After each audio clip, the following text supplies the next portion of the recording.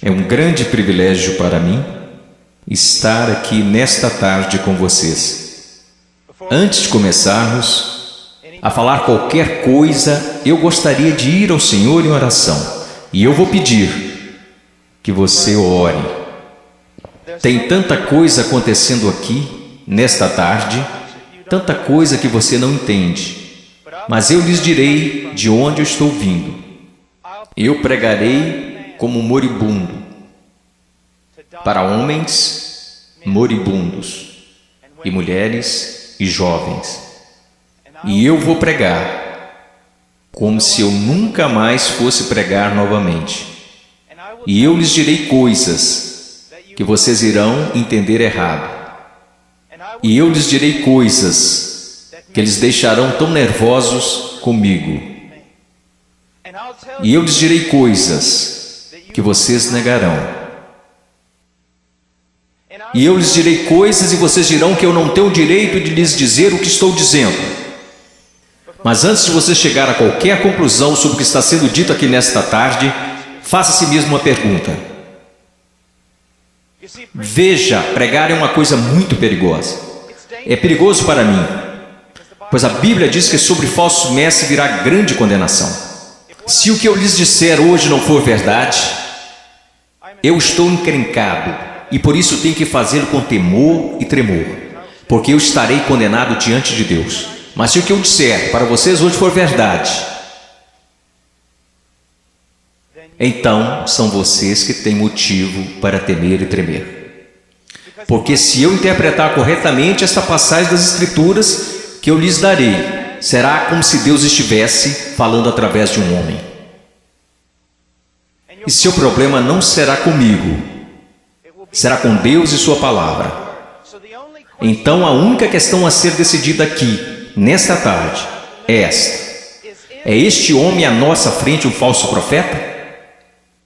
Ou será que ele está nos falando a verdade? E se ele estiver nos falando a verdade, então nada mais importa, exceto conformar nossas vidas a esta verdade. Vamos ao Senhor em oração.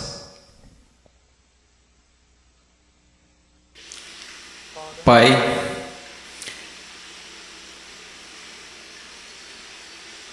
Pai, eu sou tão pequeno,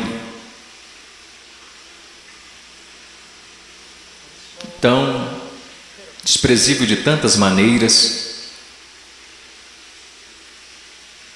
Tu sabes, Senhor, Tu sabes.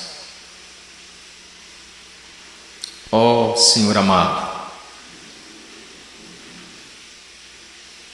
será que falso fogo continuará sendo a única coisa depositada em seu altar?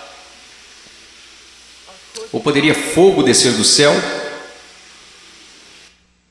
No meio de tanto barulho e clamores e programações, poderia fogo descer do céu? Podem esses ossos secos voltar a viver? Tu sabes, Senhor. Em Tua soberania eu oro e imploro ante ao trono de Deus, que sejas gracioso para conosco. Que o Senhor abra corações e mentes. Senhor, não podemos contar com que eles os abram, eles nunca o farão. Abra seus corações e mentes e faça com que eles vejam a verdade bíblica. Sopre sobre eles, conceda arrependimento, conceda fé. Traga-os ao Teu reino, Senhor. Para a Sua glória, pelo Seu grande nome, realize estas coisas. Senhor, como o irmão falava, que seja, Senhor, de tal forma que nenhum homem obtenha crédito, que nenhum homem ponha a mão na arca do Senhor e se pôr que caia morto, Senhor. Ó Deus, faça-se presente entre nós, por favor, pois não temos outra esperança, não temos nenhuma outra esperança. Estas crianças não têm outra esperança, a não ser que o Senhor haja. Amém. Estarei ensinando em Mateus capítulo 7. Se vocês têm suas Bíblias, sigam-me. Mateus capítulo 7, versículo 3, Jesus disse: entrai pela porta estreita, porque larga é a porta, espaçoso o caminho que conduz à perdição, e muitos são os que entram por ela. E porque estreita é a porta e apertado o caminho que leva à vida, e poucos há que a encontrem. Acautelai-vos, porém, dos falsos profetas que vêm até vós vestidos como ovelhas, mas interiormente são lobos devoradores. Por seus frutos conhecereis. Porventura colhem-se uvas dos pinheiros ou figos dos abrolhos? Assim toda árvore boa produz bons frutos, e toda árvore má produz frutos maus. Não pode a árvore boa dar maus frutos, nem a árvore má dar frutos bons. Toda árvore que não dá bom fruto corta-se e lança-se no fogo. Portanto, pelos seus frutos os conhecereis. Nem todo que me diz, Senhor, Senhor, entrará no reino dos céus, mas aquele que faz a vontade de meu Pai que está nos céus.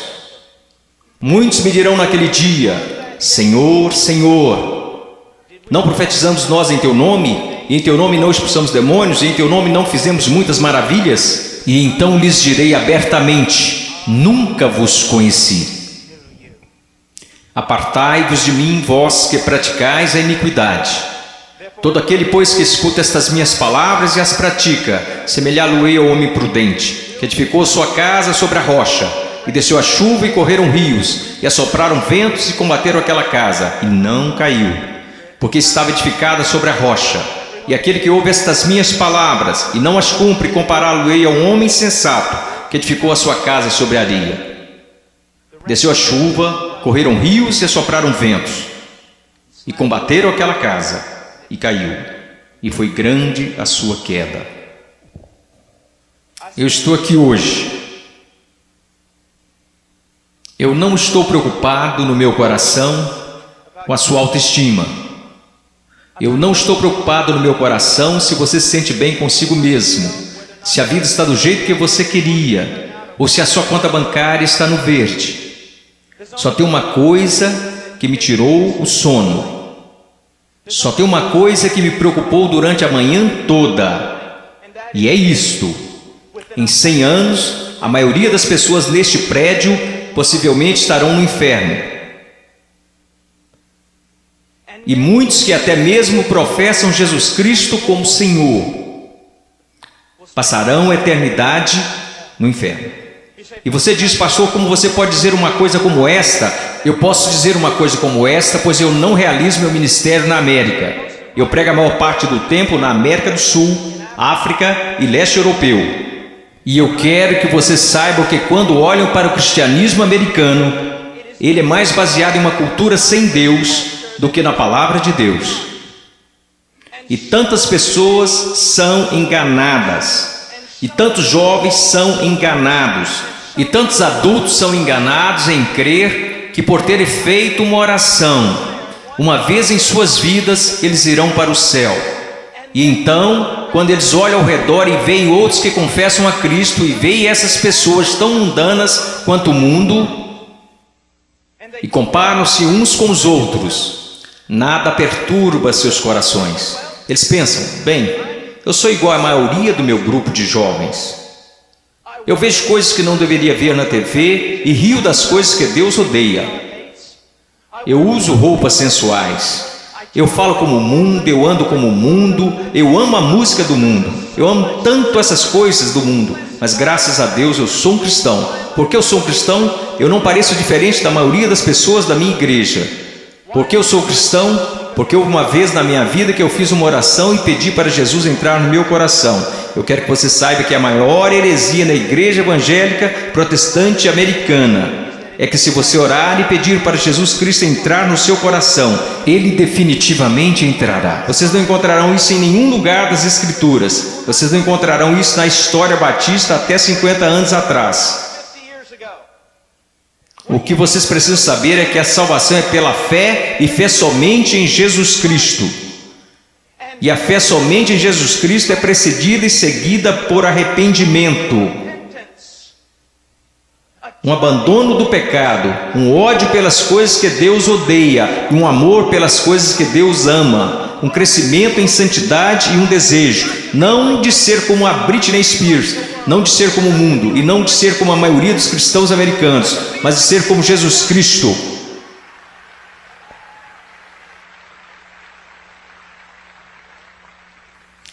Eu não sei porque vocês estão aplaudindo, eu estou falando de você. Eu não vim aqui para ouvir améns, eu não vim aqui para receber aplausos, eu estou falando de você.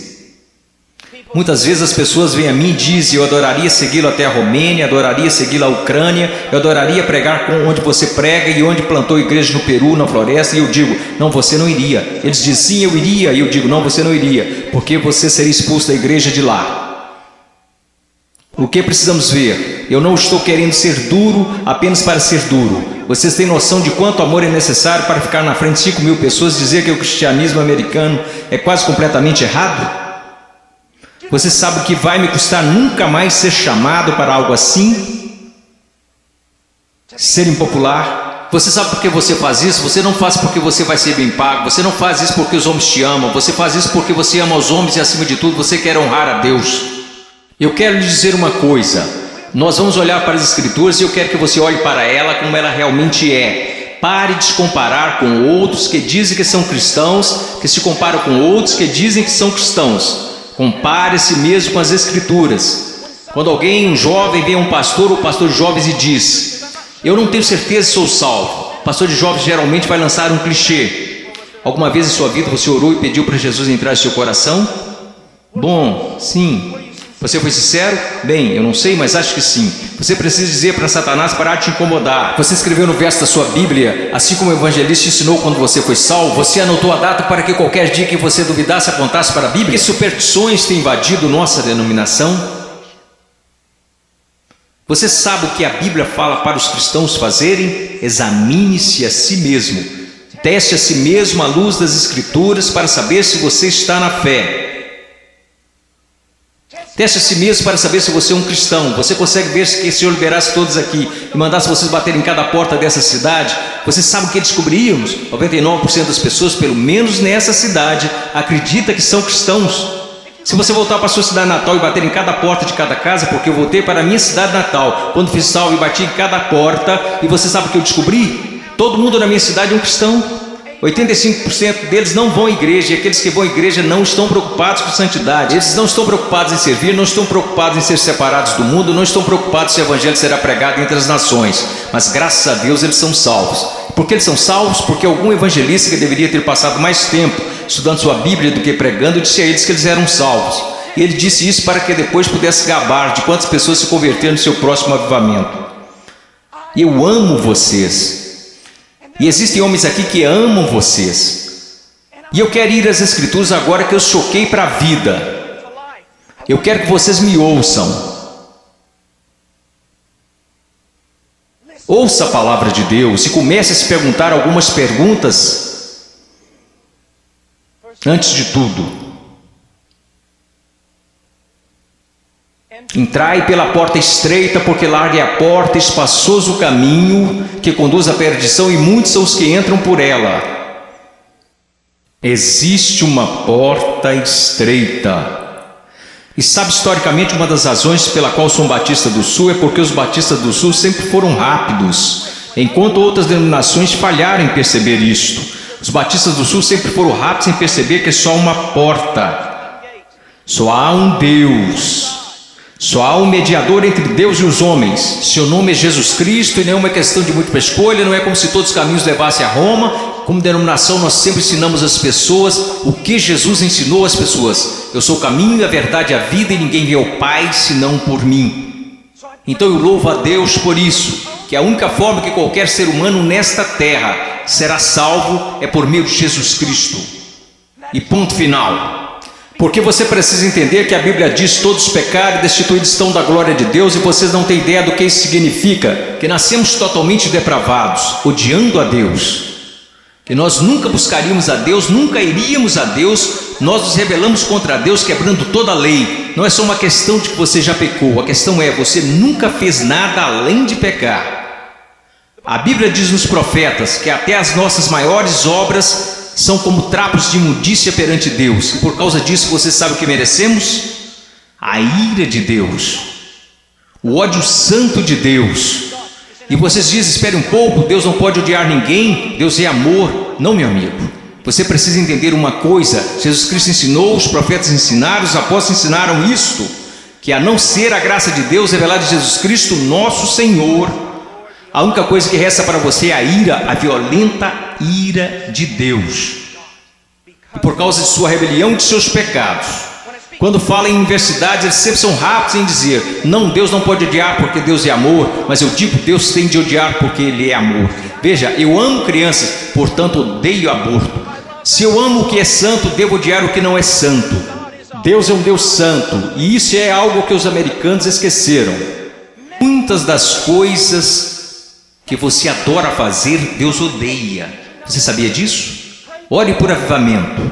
Você vai para a reunião de jovens e quer que Deus seja, mas antes de ir você assiste programas na TV que Deus absolutamente abomina. E então você se pergunta por que o Espírito Santo não desceu sobre nós e por que você tem que criar falso fogo e falso entusiasmo. Porque Deus não está presente. Deus é um Deus santo, e a única maneira pela qual eu e você poderíamos nos reconciliar com Deus santo é pela morte do Filho unigênito de Deus, quando ele foi pendurado naquele madeiro. Agora escutem, se você hoje é salvo, você não foi salvo porque os romanos e judeus rejeitaram Jesus. Você não foi salvo porque eles colocaram uma coroa de espinhos na sua cabeça, nem foi salvo porque eles perfuraram o tórax de Jesus com uma lança. Você não foi salvo nem mesmo porque eles o pregaram na cruz. Você sabe por que você é salvo? Se você é salvo, porque quando Jesus Cristo estava pendurado naquela cruz, Ele levou os seus pecados, o pecado do povo de Deus, e toda a violenta ira de Deus que deveria ter caído sobre você, caiu sobre seu único filho. Alguém tinha que pagar o preço, alguém tinha que morrer.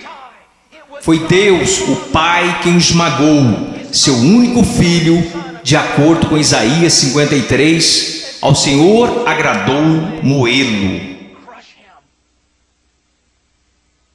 As pessoas dizem: a cruz é um sinal de quanto o homem é valioso. Isso não é verdade. A cruz é um sinal de quão depravado nós realmente somos. Que levou à morte o Filho único de Deus. A única coisa que poderia salvar pessoas como nós foi a morte do único Filho de Deus, sob a ira de seu próprio Pai, pagando o preço, levantando dos mortos, poderoso para salvar. Este é o Evangelho de Jesus. Agora, o que você é chamado para fazer? Você diz: entrar pela porta estreita. Como você faz isso? Jesus disse: o tempo é chegado, o reino de Deus se aproxima. O que você deve fazer? Em Marcos ele nos diz: arrependa-se e creia no Evangelho.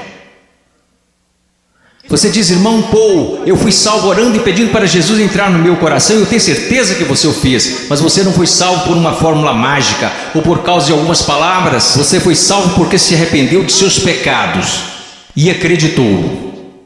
E não foi uma coisa isolada, você continua fazendo até hoje, porque Jesus, numa tradução mais correta deste verso, falou: o reino de Deus se aproxima, o tempo é chegado. Agora passem o resto de suas vidas se arrependendo de seus pecados e crendo em mim.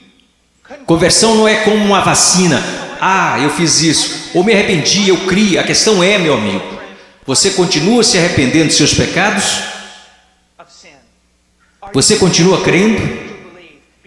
Porque aquele que começou boa obra em vocês também a terminará. Ele terminará. Nós, os batistas do Sul, pregamos que você deve ir por essa única porta, que é Jesus Cristo. Mas nós, batistas do Sul, esquecemos algo. E eu quero que pastores de jovens e outros líderes escutem-me, pois nós esquecemos um ensinamento muito importante do Evangelho. Diz que não só a porta é estreita, mas o caminho também é estreito. O que basicamente fazemos é conduzir uma pessoa a Cristo ou conduzimos alguém a uma oração. E aí essa pessoa passa o resto da vida vivendo igual o mundo. Se você quiser negar isso, eu posso trazer as estatísticas para te provar. Várias pesquisas, censos, qualquer tipo de pesquisa que você pensar. Quando elas questionam a moralidade da igreja dos Estados Unidos da América, em comparação com a moralidade daqueles que se consideram perdidos, as pesquisas não acham diferenças. Veja, esses são apenas dados, não tem nada a ver com interpretação religiosa, são estatísticas. Livros e mais livros têm sido escritos incessantemente por teólogos, filósofos, sociólogos e afins. O que está acontecendo na igreja? Descobrimos que o aborto na igreja é tão prevalente quanto no mundo. O divórcio é tão prevalente, a imoralidade. Você sabe, assim como eu, que há jovens aqui neste momento que estão praticando imoralidade e ainda assim adorando a Deus como se nada estivesse acontecendo. Você sabe que há jovens aqui que estão usando drogas e indo para a reunião de jovens da igreja. Você sabe, vendo e fazendo coisas que não são apropriadas para cristãos e ainda assim eles vão para a reunião de jovens, convencidos que estão satisfeitos, convencidos que estão salvos. E ninguém está falando nada a não ser isto. Eles são cristãos carnais. Eles são cristãos de verdade. Só são carnais. Esta é uma doutrina que começou no Seminário Batista, que não era um seminário dos Batistas do Sul, muitas décadas atrás. Essa doutrina não é bíblica e não é histórica.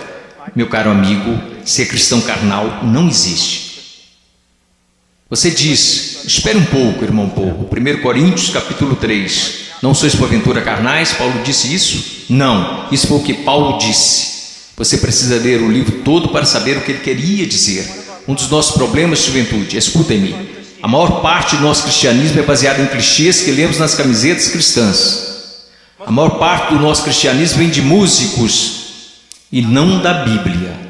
A maior parte das coisas que a gente acredita ser verdade é ditado pela nossa cultura e não pela Bíblia.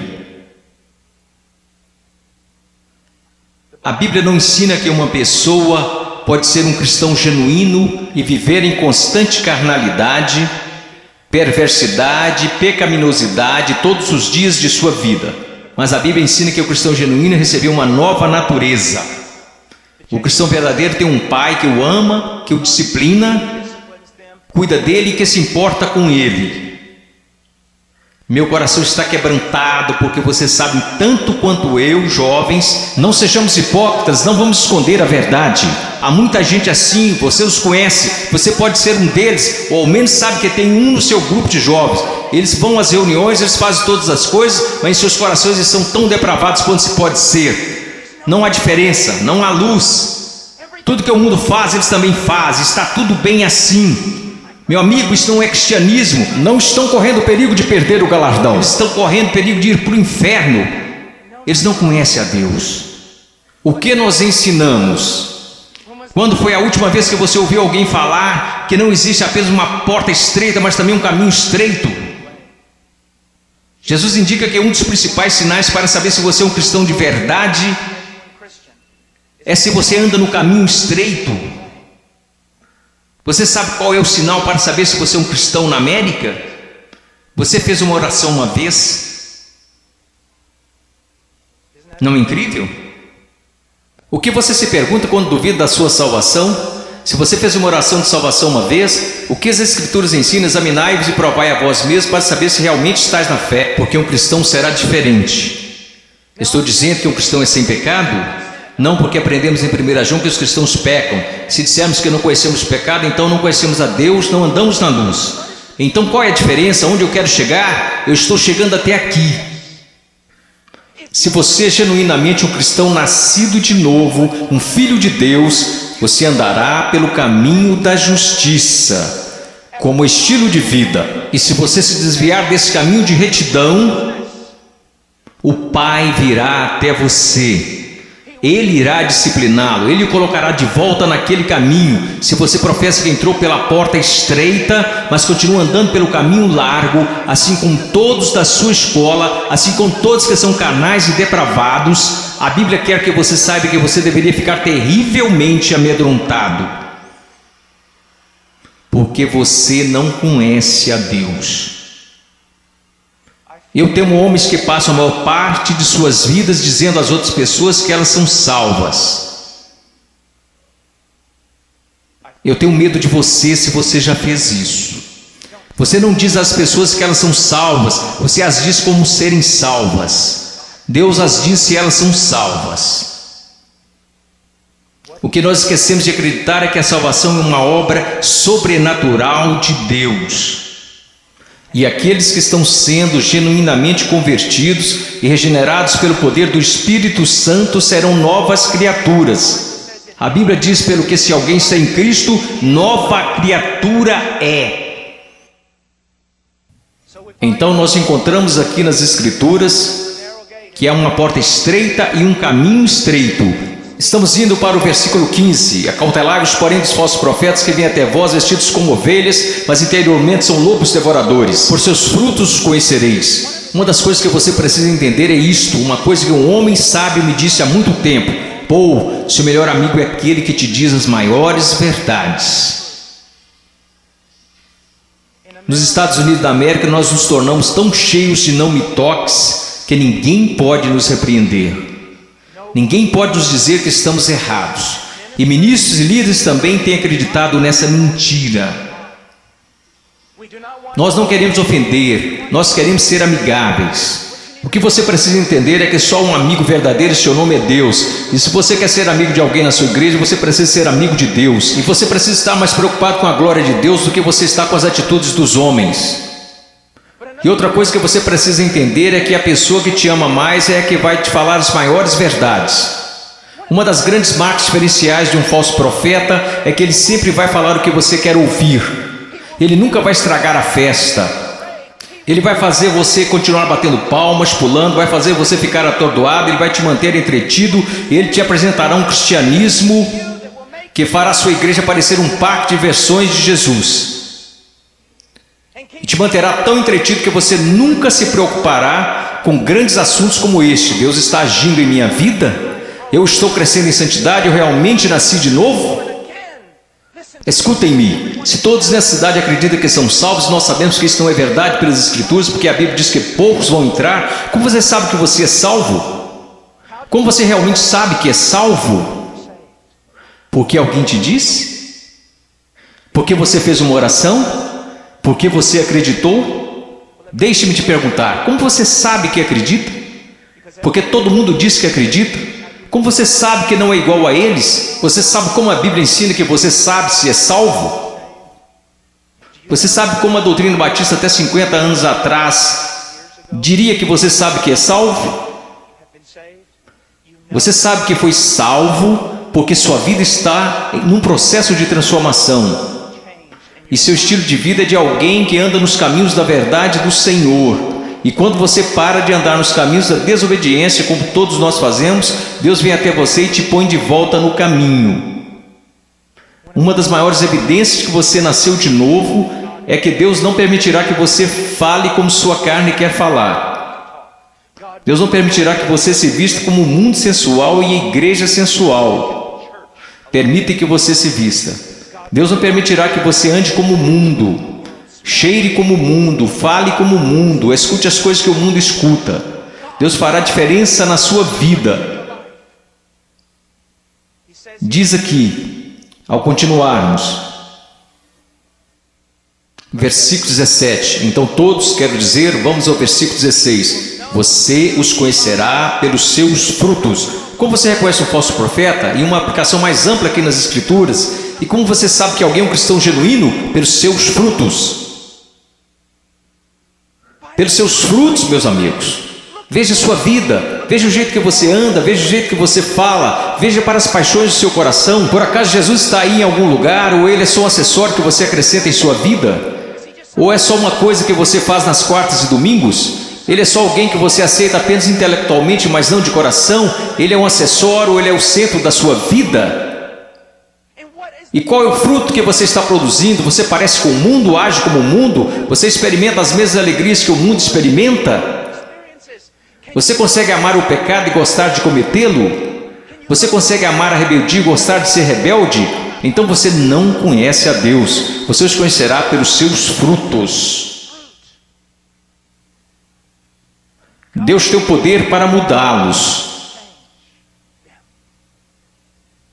Imaginemos por um momento Jesus ensinando esta passagem. E você está lá ouvindo. E ele olha para você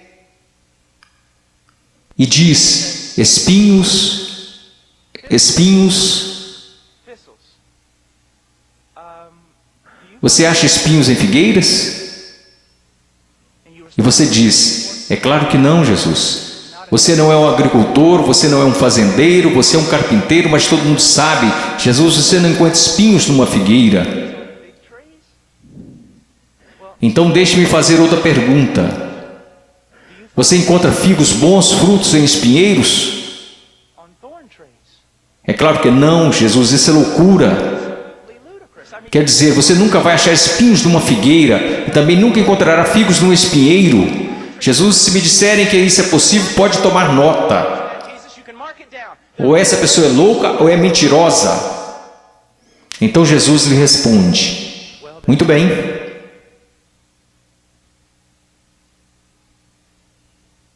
Aqueles que se dizem meus discípulos, mas dão maus frutos, não seria o mesmo que dizer que ou eles estão mentindo, ou que estão loucos em fazer tal afirmação?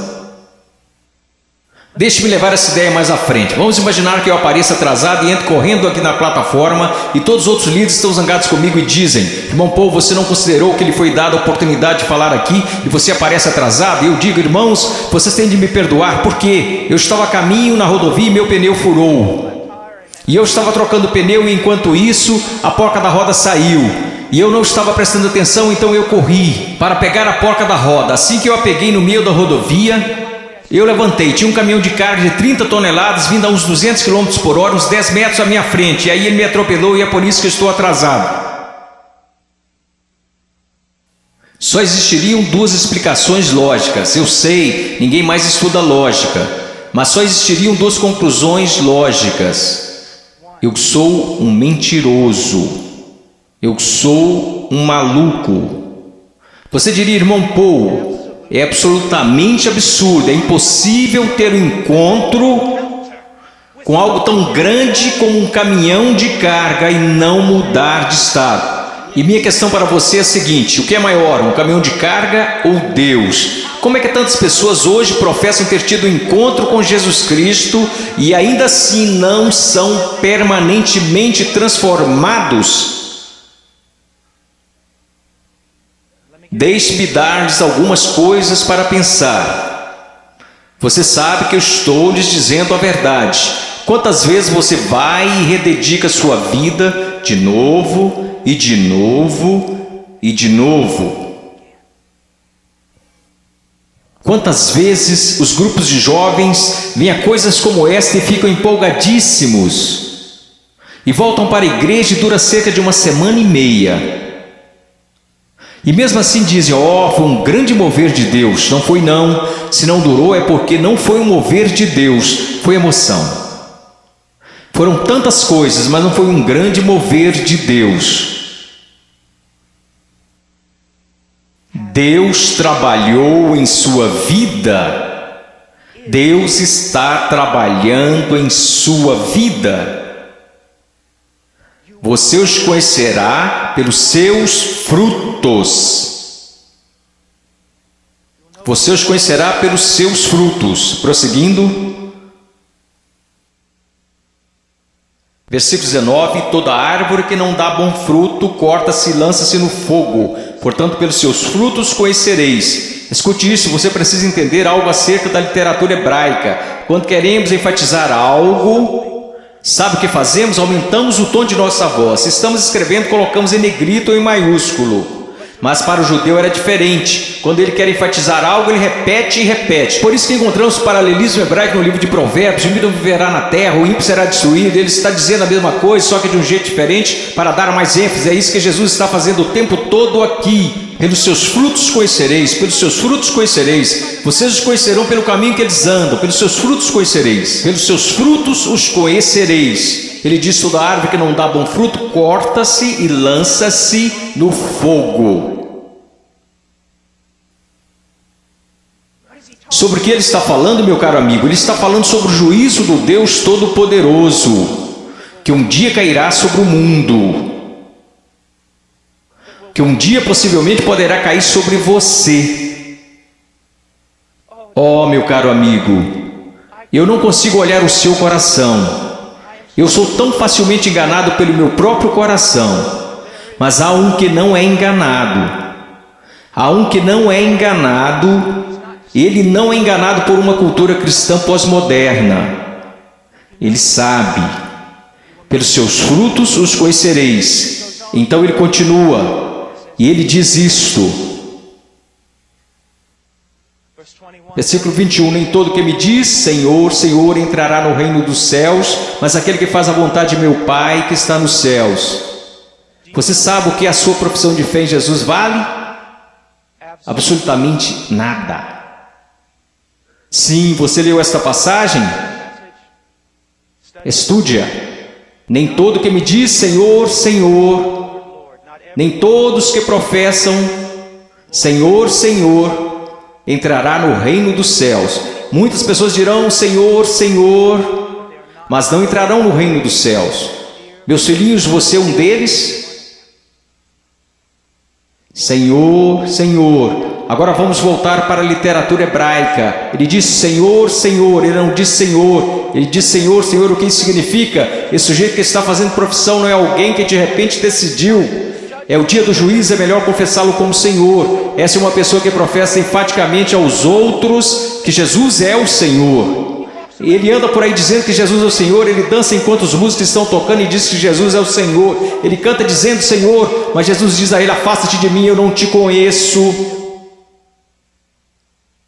Billy Graham é uma das pessoas mais amáveis e bondosas. E ainda assim ele diz que a maioria das pessoas das igrejas confessionais estão perdidas. Ele diz que ficaria feliz se ao menos 5% das pessoas que fizeram uma profissão de fé em suas cruzadas evangelísticas fossem de fato salvas. Quando estou na Nigéria, eu estive lá no ano passado visitando a mãe cujo filho estava em nossa igreja e que foi assassinado por muçulmanos. No norte da Nigéria, se alguém confessa Jesus Cristo, você meio que já sabe que é verdadeiro. Por quê? Porque eles podem morrer por causa dessa confissão, mas na América, considere os custos. Pense, examine a sua vida à luz das Escrituras. Você conhece o Senhor? Você conhece o Senhor? Porque nem todo que me diz Senhor, Senhor entrará no reino dos céus. Mas o que ele diz aqui, veja o que ele está dizendo. Nem todo que me diz Senhor, Senhor entrará no reino dos céus, mas aquele que faz a vontade de meu Pai que está nos céus. Qual é o sinal de que alguém se tornou um cristão genuíno? Eu gostaria que nós começássemos a ensinar isso novamente. O que aconteceu com a nossa teologia? O que aconteceu com a nossa doutrina? O que aconteceu com o nosso ensino? Foram jogados pela janela? Ninguém mais quer estudar doutrina, só quer escutar músicas cristãs e ler as frases das camisas cristãs. O que aconteceu com a verdade? A verdade diz isto. Aprova a maneira que você pode ter certeza que você é um cristão que nasceu de novo e que você tem como estilo de vida agir segundo a vontade do Pai. E você diz, você está falando de obras. Não, eu estou falando de evidências de fé. Funciona mais ou menos assim. Sua profissão não é prova alguma de que você nasceu de novo, porque todos neste país professam ter fé em Jesus Cristo. Uma pesquisa diz que 65% a 70% dos americanos são salvos, cristãos nascidos de novo. O país mais sem Deus na face da terra mata 4.000 bebês por dia, mas graças a Deus 70% de nós são nascidos de novo. Como você sabe que esta fé que você tem não é falsa? Um estilo de vida que está preocupado em fazer a vontade do Pai, que faz a vontade do Pai, e quando você desobedece a vontade do Pai, o Espírito Santo vem e te repreende pessoalmente através da palavra de Deus, ou através de um irmão ou uma irmã em Cristo, e Deus te põe no caminho novamente. Se você é um cristão genuíno, você não pode escapar dele. Deixa eu me dar um exemplo.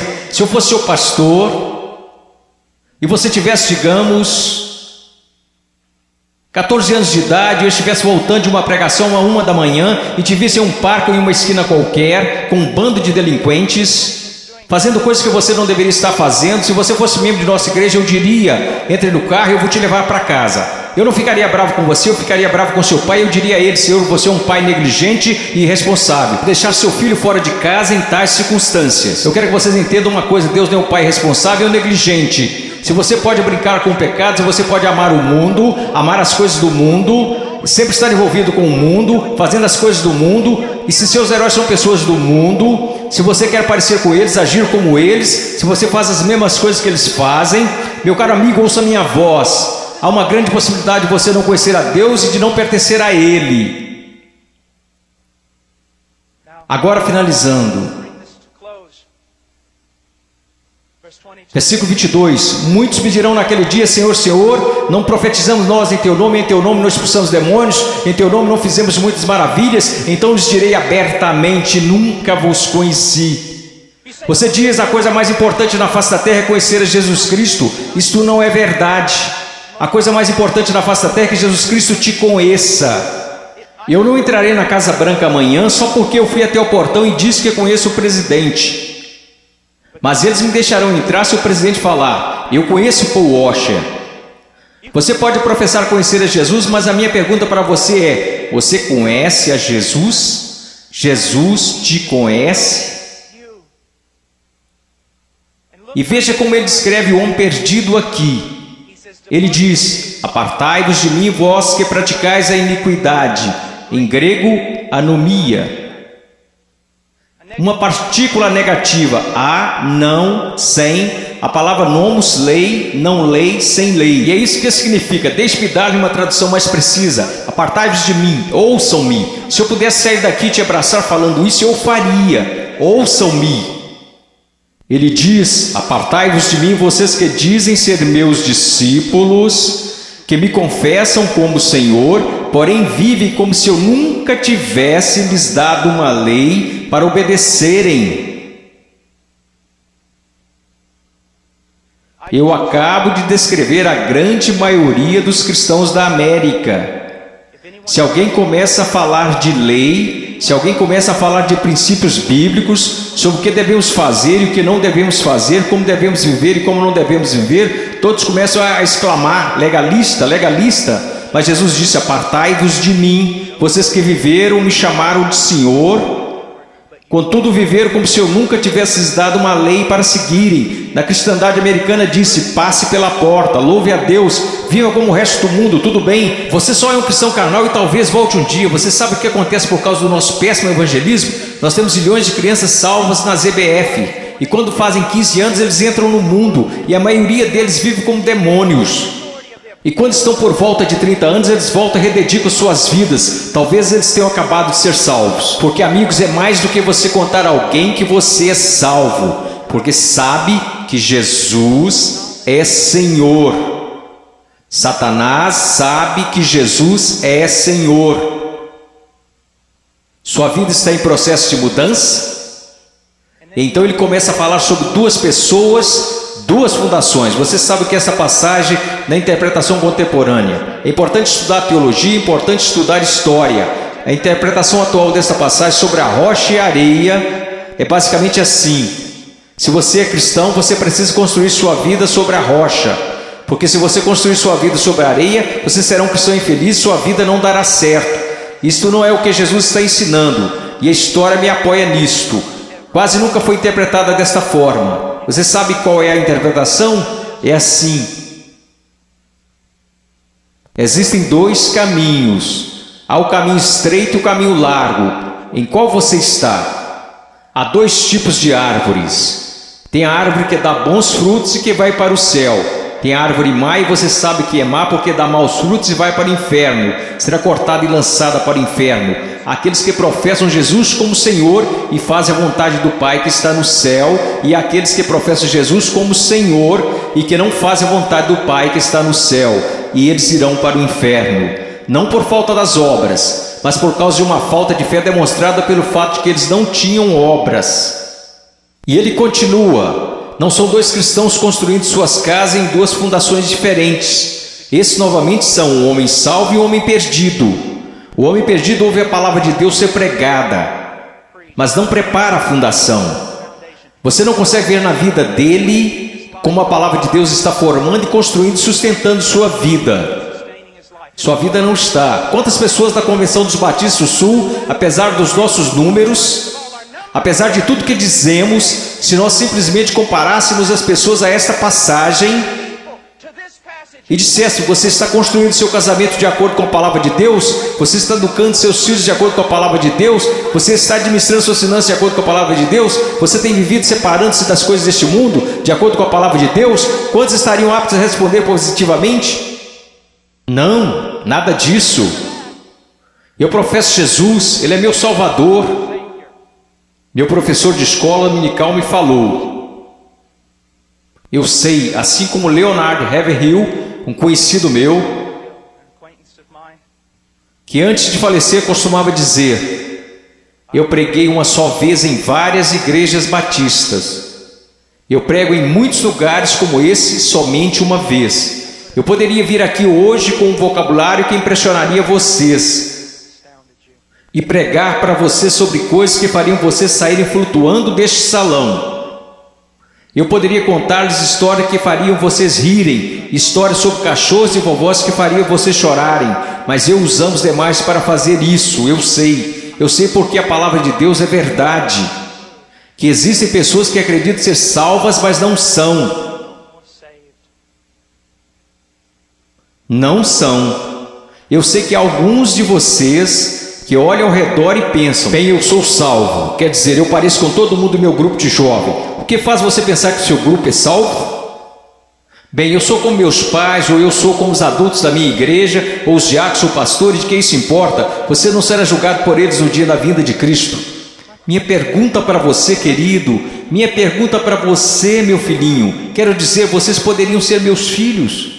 E eu oro para que um dia, quando meu filho crescer, que haja um pregador que fique diante dele e diga: basta, vamos nos focar. O que a palavra de Deus diz? Uma sua vida se apresentará diante do fogo ardente, que é a santidade de Deus no dia final. Amada, preciosa menina, amado, precioso jovem, no dia final a sua confissão permanecerá verdadeira. Você é salvo. E eu não estou falando de bem, eu acho que sou salvo. Sabe, é o caminho que ao homem parece direito, mas o fim dele são os caminhos da morte. Bem, eu sinto do fundo do meu coração que sou salvo. Então deixa eu fazer outra pergunta: você alguma vez já leu Que Enganoso é o Coração? Quem o conhecerá? Você não deveria ir ao testemunho das Escrituras? Bem, eu sei que sou salvo, pois minha mãe, meu pai, meu pastor, todos me disseram que sou salvo. Então eu te digo isto: o que a palavra de Deus te diz? Nós falamos tanto sobre ser cristãos radicais. Cristãos radicais não são pessoas que pulam em shows. Cristãos radicais não são pessoas que usam camisas gospel. Cristãos radicais são aqueles que carregam os frutos do Espírito Santo. Cristãos radicais são aqueles que respeitam e honram seus pais, mesmo quando sentem que seus pais estão errados. Cristãos radicais são aqueles que não...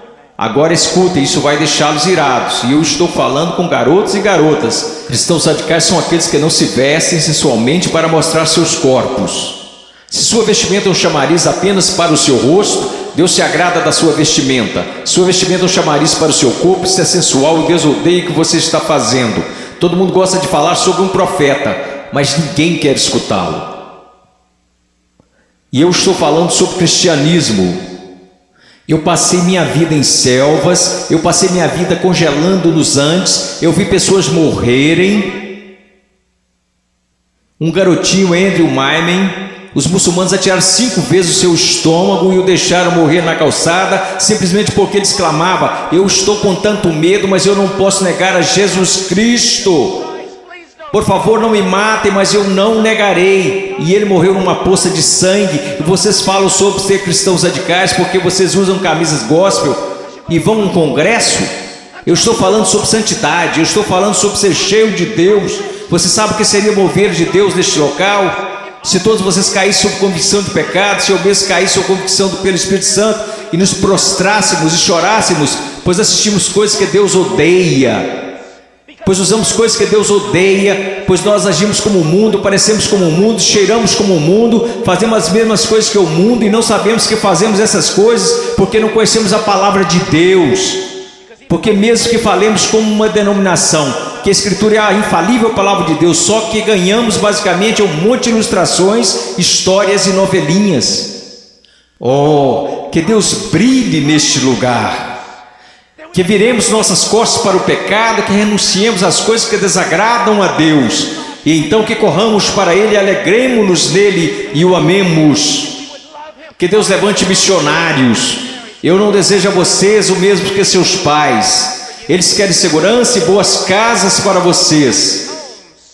Eles querem que vocês tenham carros e respeito. Eu quero para vocês as mesmas coisas que quero para o meu filho, que um dia ele pegue uma bandeira, a bandeira de Jesus Cristo, e coloque-a num monte onde ninguém esteve antes, e que eles clame: Jesus Cristo é Senhor, mesmo que isso custe a sua vida. Se quando ele tiver 18 anos me disser as mesmas coisas que eu disse quando era jovem: eu vou para os montes, eu vou para a selva, e as pessoas disseram: você não pode ir, você está maluco, é uma guerra lá, você vai morrer. Eu vou. Quando aquele rapaz colocar sua mochila nas costas, eu vou orar por ele e dizer: vá, vá, Deus seja contigo, e se você morrer, meu filho, eu te vejo do outro lado e honrarei sua morte. Oh Deus, vamos orar, vamos orar. Oh Deus, eu não me importo com reputação, eu não me importo com o que os homens pensam. Eu quero que o Senhor seja honrado, eu quero que esses jovens sejam salvos.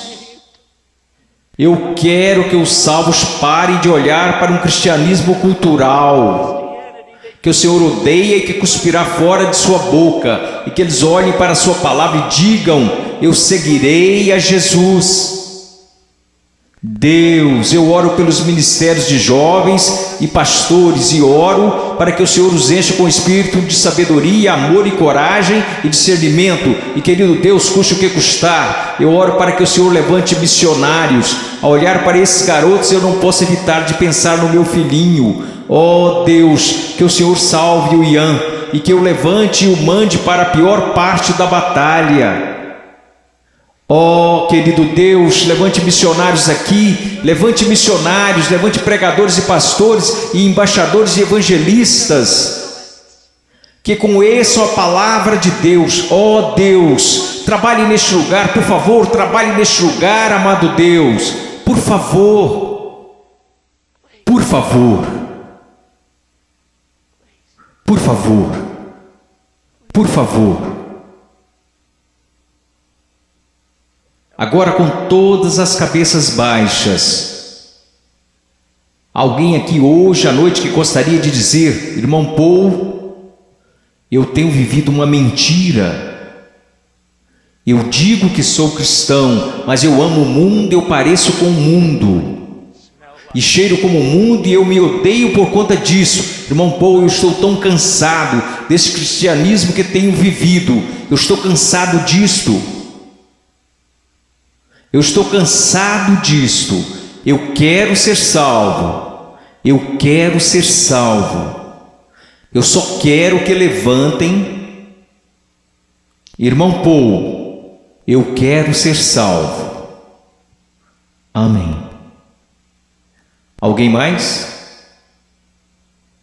Eu quero ser salvo. Amém. Amém. Em momentos teremos um apelo, e vocês que levantaram, eu vou descer aqui e quero que vocês se encontrem comigo. Eu quero falar com vocês agora. Vocês podem se sentar. Obrigado. Agora quero conversar com vocês que professam ser cristãos.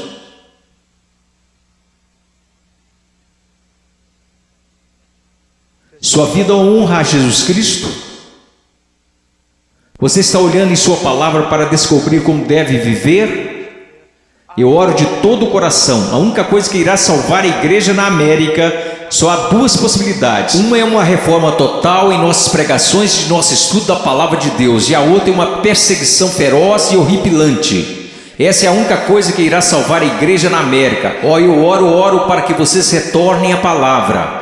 Eu oro. Ouçam-me, jovens, vocês precisam dizer: ok, como eu devo proceder perante meus pais? Vá à palavra, descubra, obedeça. Como devo me vestir? Vá à palavra, descubra, obedeça. Como devo falar? O que devo escutar? Ponha cada pensamento, palavra e ato em sujeição a Jesus Cristo.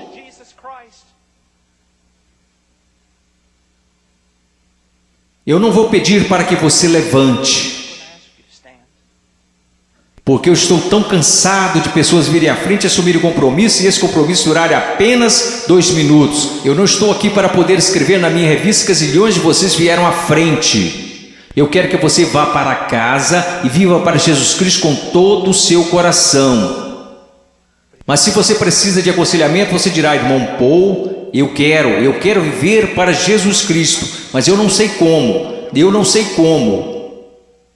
Em minutos nós iremos fazer um convite e eu quero que você venha à frente, não para assumir um compromisso. Se quiser assumir algum compromisso, faça isso daí de onde está sentado. Se precisa contar a alguém, vá contar ao seu pastor, vá contar ao seu pastor de jovens. E quer saber, nós saberemos se esse compromisso irá durar. Quer saber como? Porque irá durar. Nós saberemos se foi de Deus. Deixe-me contar-lhes uma coisa: se você tomou a decisão de seguir a Jesus Cristo, se você tomou a decisão para ser salvo nesses 2 últimos dias, eu quero dizer algo: se você foi genuíno, durará. Se daqui a algumas semanas você voltar direto ao mundo, viver como o mundo, agir como o mundo, quero que você saiba de uma coisa: você não entendeu nada aqui neste final de semana, você foi emotivo, apenas isto. Se você realmente ganhou algo do Senhor, eu quero que você saiba, isso durará. E ainda que você tente correr disto, você não vai conseguir.